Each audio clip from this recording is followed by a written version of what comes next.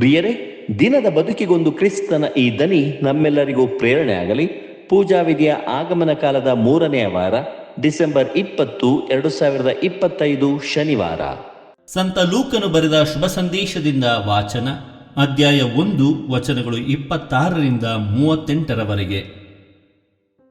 ಎಲಿಜಬೇತಳು ಗರ್ಭಿಣಿಯಾದ 6ನೇ ತಿಂಗಳಲ್ಲಿ ದೇವರು ಗಬ್ರಿಯೇಲ್ ದೂತನನ್ನು ಗಲಿಲೆಯ ಪ್ರಾಂತ್ಯದ ನಜರೇತ್ ಎಂಬ ಊರಿನಲ್ಲಿದ್ದ ಒಬ್ಬ ಕನ್ನಿಕೆಯಲ್ಲಿಗೆ ಕಳುಹಿಸಿದರು. ಆಕೆಗೆ ದಾವೀದರಸನ ವಂಶಜನಾದ ಜೋಸೆಫನೊಂದಿಗೆ ನಿಶ್ಚಿತಾರ್ಥವಾಗಿತ್ತು. ಆಕೆಯ ಹೆಸರು ಮರಿಯ. ದೇವದೂತನು ಆಕೆಯ ಬಳಿ ಬಂದು, ದೈವಾನುಗ್ರಹ ಭರಿತಳೆ, ನಿನಗೆ ಶುಭವಾಗಲಿ, ಸರ್ವೇಶ್ವರ ನಿನ್ನೊಡನೆ ಇದ್ದಾರೆ ಎಂದನು. ಇದನ್ನು ಕೇಳಿದ ಮರಿಯಳು ತಬ್ಬಿಬ್ಬಾದಳು. ಇದೆಂಥ ಶುಭಾಶಯ ಎಂದು ಅವಳು ಯೋಚಿಸತೊಡಗಿದಳು. ದೂತನು ಆಕೆಗೆ, ಮರಿಯಾ, ನೀನು ಅಂಜಬೇಕಾಗಿಲ್ಲ, ದೇವರ ಅನುಗ್ರಹ ನಿನಗೆ ಲಭಿಸಿದೆ. ಇಗೋ, ನೀನು ಗರ್ಭವತಿಯಾಗಿ ಒಬ್ಬ ಮಗನನ್ನು ಹೆರುವೆ, ಆತನಿಗೆ ಯೇಸು ಎಂಬ ಹೆಸರಿಡಬೇಕು. ಆತನು ಮಹಾಪುರುಷನಾಗುವನು, ಪರಾತ್ಪರ ದೇವರ ಪುತ್ರ ಎನಿಸಿಕೊಳ್ಳುವನು. ಪಿತಾಮಹ ದಾವೀದರಸನ ಸಿಂಹಾಸನವನ್ನು ಸರ್ವೇಶ್ವರನಾದ ದೇವರು ಆತನಿಗೆ ಕೊಡುವರು. ಯಾಕೋಬನ ವಂಶವನ್ನು ಆತನು ಚಿರಕಾಲ ಆಳುವನು, ಆತನ ರಾಜ್ಯಭಾರಕ್ಕೆ ಅಂತ್ಯವೇ ಇರದು ಎಂದನು. ಅದಕ್ಕೆ ಮರಿಯಳು, ಇದು ಆಗುವುದಾದರೂ ಹೇಗೆ? ನನಗೆ ಯಾವ ಪುರುಷನ ಸಂಸರ್ಗವೂ ಇಲ್ಲವಲ್ಲ ಎಂದು ವಿಚಾರಿಸಿದಳು.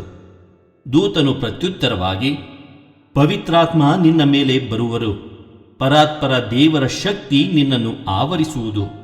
ಈ ಕಾರಣದಿಂದ ನಿನ್ನಲ್ಲಿ ಹುಟ್ಟುವ ಆ ಪವಿತ್ರ ಶಿಶು ದೇವರ ಪುತ್ರ ಎನಿಸಿಕೊಳ್ಳುವನು.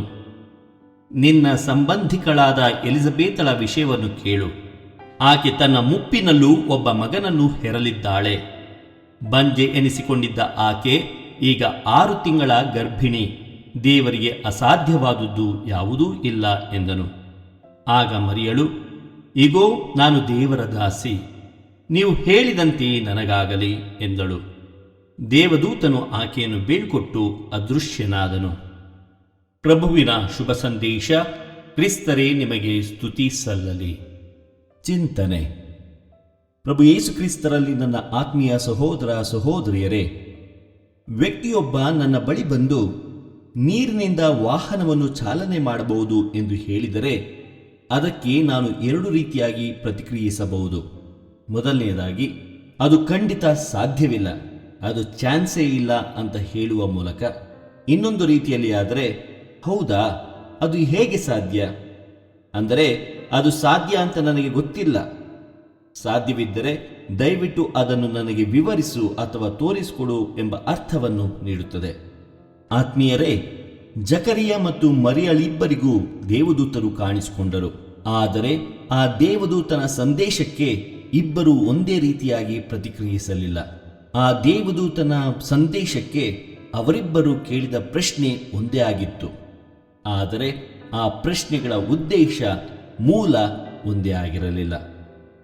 ಪ್ರಿಯರೇ, ದೇವದೂತನು ಜಕರಿಯನಿಗೆ ಕಾಣಿಸಿಕೊಂಡು, ನಿನ್ನ ಪತ್ನಿ ಎಲಿಜಬೇತಳಲ್ಲಿ ನಿನಗೆ ಒಂದು ಗಂಡು ಮಗು ಹುಟ್ಟುವುದು ಎಂದಾಗ, ಈ ಮಾತು ನಿಜವಾಗುವುದೆಂದು ನಾನು ತಿಳಿಯುವುದಾದರೂ ಹೇಗೆ? ನಾನು ಮುದುಕ, ನನ್ನ ಪತ್ನಿಗೂ ಮುಪ್ಪು ಎಂದು ಹೇಳುತ್ತಾನೆ. ಆತ್ಮೀಯರೇ, ಜಕರಿಯನು ಹೇಳಿದ್ದನ್ನು ಇನ್ನೊಂದು ರೀತಿಯಲ್ಲಿ ಹೇಳುವುದಾದರೆ, ನೀವು ಹೇಳಿದಂತೆ ಆಗಲು ಸಾಧ್ಯವಿಲ್ಲ, ಖಂಡಿತವಾಗಿಯೂ ಸಾಧ್ಯವಿಲ್ಲ, ಏಕೆಂದರೆ ನಾನು ಮುದುಕ, ನನ್ನ ಪತ್ನಿಗೂ ಮುಪ್ಪು ಎಂಬುದಾಗಿ ಅದು ಅರ್ಥವನ್ನು ನೀಡುತ್ತದೆ. ಹಾಗಾಗಿ ಪ್ರಿಯರೇ, ದೇವದೂತನ ಸಂದೇಶಕ್ಕೆ ಆತನು ಕೇಳಿದಂಥ ಪ್ರಶ್ನೆ ಹುಟ್ಟಿಕೊಂಡಿದ್ದು ಆತನಲ್ಲಿದ್ದಂಥ ನಂಬಿಕೆ ವಿಶ್ವಾಸದಿಂದಲ್ಲ, ಬದಲಿಗೆ ಆತನಲ್ಲಿದ್ದಂಥ ಸಂಶಯ, ಅಪನಂಬಿಕೆ, ಅದು ಸಾಧ್ಯವಿಲ್ಲವೆಂಬ ಭಾವನೆಯಿಂದ. ಪ್ರಿಯರೇ, ಮರಿಯಳಿಗೂ ಕೂಡ ದೇವದೂತನು ಕಾಣಿಸಿಕೊಂಡು, ನೀನು ಗರ್ಭವತಿಯಾಗಿ ಒಬ್ಬ ಮಗನನ್ನು ಹೆರುವೆ, ಆತನಿಗೆ ಯೇಸು ಎಂದು ಹೆಸರಿಡಬೇಕು ಎಂದು ನುಡಿದಾಗ, ಇದು ಆಗುವುದಾದರೂ ಹೇಗೆ? ನನಗೆ ಯಾವ ಪುರುಷನ ಸಂಸರ್ಗವೂ ಇಲ್ಲವಲ್ಲ ಎಂದು ವಿಚಾರಿಸುತ್ತಾಳೆ. ಪ್ರಿಯರೇ, ಇಂದಿನ ಶುಭ ಸಂದೇಶ ಸ್ಪಷ್ಟವಾಗಿ ಹೇಳುತ್ತದೆ, ಮರಿಯಳು ದೇವದೂತನಲ್ಲಿ ವಿಚಾರಿಸಿದಳೆ ವಿನಃ ಹಾಗೆ ಸುಮ್ಮನೆ ತನಗೆ ಬೇಕಾದಂತೆ ತನಗೆ ಅನಿಸಿದಂತೆ ಒಂದು ಹೇಳಿಕೆಯನ್ನ ನೀಡಲಿಲ್ಲ. ಆತ್ಮೀಯರೇ, ಮರಿಯಳು ದೇವದೂತನಿಗೆ ನೀಡಿದ ಉತ್ತರವನ್ನು ಇನ್ನೊಂದು ರೀತಿಯಲ್ಲಿ ಹೇಳುವುದಾದರೆ, ಮಗುವನ್ನು ಹೆರುವುದಕ್ಕೆ ಪುರುಷನ ಸಂಸರ್ಗ ಅತ್ಯವಶ್ಯಕ. ಆದರೆ ನನ್ನ ವಿಚಾರದಲ್ಲಿ ನನಗೆ ಯಾವ ಪುರುಷನ ಸಂಸರ್ಗವೂ ಇಲ್ಲವಲ್ಲ. ಒಂದು ವೇಳೆ ಪುರುಷನ ಸಂಸರ್ಗವಿಲ್ಲದೆ ಗರ್ಭಿಣಿಯಾಗಲು ಸಾಧ್ಯವಾದರೆ ಅದು ಹೇಗೆ ಸಾಧ್ಯ ಎಂಬುದನ್ನು ಮಾತೆ ಮರಿಯಮ್ಮನವರು ದೇವದೂತನಿಂದ ವಿಚಾರಿಸುತ್ತಾರೆ. ಅದಕ್ಕೆ ವಿವರಣೆಯನ್ನು ಕೇಳುತ್ತಾರೆ. ಆತ್ಮೀಯರೇ, ನಾವು ದೇವರನ್ನು ಪ್ರಶ್ನಿಸಬಾರದು ಎಂದು ಕೆಲವರು ಹೇಳುತ್ತಾರೆ. ಆದರೆ ಮಕ್ಕಳು ತುಂಬ ಪ್ರಶ್ನೆಗಳನ್ನು ಕೇಳುವುದು ತನ್ನ ತಂದೆ ತಾಯಿಗಳ ಬಳಿ ಅಲ್ಲವೇ ಪ್ರಿಯರೇ? ಅವರು ಜಾಸ್ತಿ ಪ್ರಶ್ನೆ ಕೇಳುತ್ತಾರೆ. ಹಾಗಾಗಿ ಮಕ್ಕಳಿಗೆ ತಮ್ಮ ತಂದೆ ತಾಯಿಗಳಲ್ಲಿ ಭರವಸೆ ವಿಶ್ವಾಸಗಳಿಲ್ಲ ಅಂತ ಅಲ್ಲ, ಬದಲಿಗೆ ತಮ್ಮ ತಂದೆ ತಾಯಿಗಳಲ್ಲಿ ಅತಿಯಾದ ಗಾಢವಾದಂಥ ಭರವಸೆ ವಿಶ್ವಾಸವಿರುವುದರಿಂದಲೇ ತಮ್ಮ ತಂದೆ ತಾಯಿಗಳಲ್ಲೇ ಹೆಚ್ಚು ಪ್ರಶ್ನೆಗಳನ್ನು ಮಕ್ಕಳು ಕೇಳುವುದು. ಆತ್ಮೀಯರೇ, ಮರಿಯಳು ದೇವದೂತನನ್ನು ಕುರಿತು ಇದು ಆಗುವುದಾದರೂ ಹೇಗೆ ಎಂಬ ಪ್ರಶ್ನೆಯನ್ನು ಕೇಳುತ್ತಾಳೆ. ಪ್ರಿಯರೇ, ನಾವು ಬೌದ್ಧಿಕವಾಗಿ, ತಾರ್ಕಿಕವಾಗಿ, ಆಧ್ಯಾತ್ಮಿಕವಾಗಿ ಬೆಳೆಯಲು ಮತ್ತು ಹೊಸದನ್ನು ಕಲಿಯಲು ಪ್ರಶ್ನೆಗಳು ನಮಗೆ ನೆರವಾಗುತ್ತದೆ ಅಲ್ಲವೇ?